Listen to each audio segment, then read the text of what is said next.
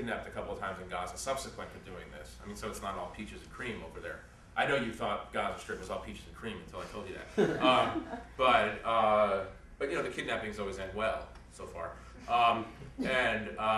But I was there this summer during the war, and I was driving from Khan Yunis in the south up to Gaza City with this regular taxi driver I have, who I trust as far as I can throw him, but what am I going to do?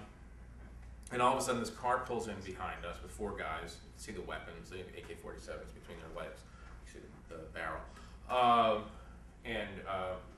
I tell my driver to, let's see what's going on here, so I ask him to go left, and he makes a right, and you know, they're following us, they're right behind us, not even trying. And this is the way it sometimes happens.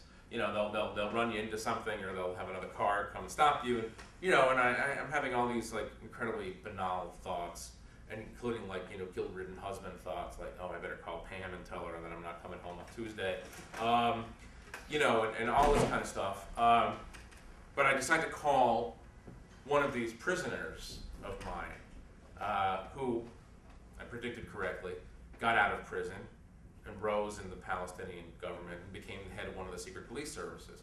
This is a guy I first met 15 years earlier in this prison.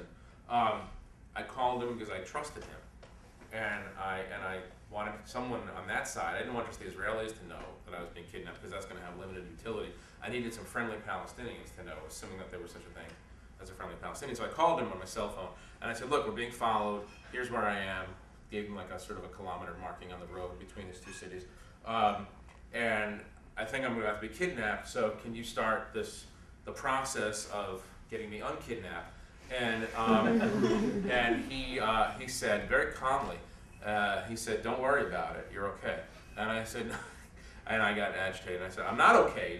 There's this car with these guys, and they're following me. And he said, don't worry, you're okay. And you know, I'm slow, but I'm not that slow. And I picked up on what he was saying, and I said, are those your guys?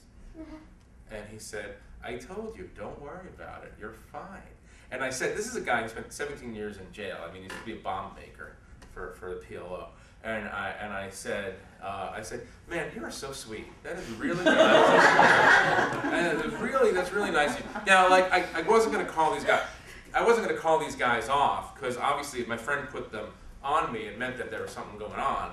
So like for the next 2 days, I had 4 or 8, sometimes 12 people lurking around, but they were on my team, you know, and there was nothing in it for him.